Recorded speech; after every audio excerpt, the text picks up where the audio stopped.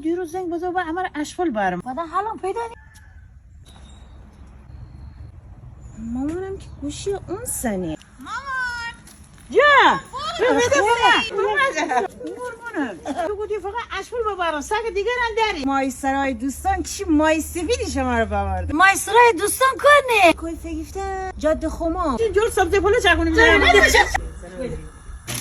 مایه پولا بودی اماره آن زنمو جان اشن کار همیشه توی قشنگی کولی خانه کولی هم با چی ببونی مامانی کولیه من شب رتر سرخ کنم با باقلا خورشم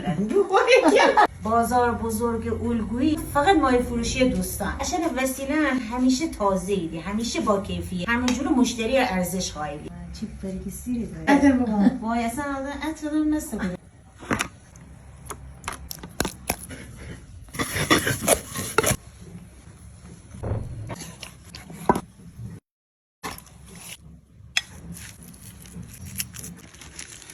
مای تا فیرمین علاقتون نمایت چایی بونیم چای مزه دی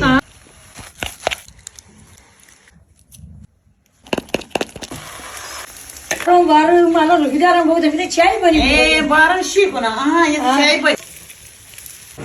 بعضی پلو بفرمه مامان حرف نده اشکال دینی خدایی چقدر تازه بود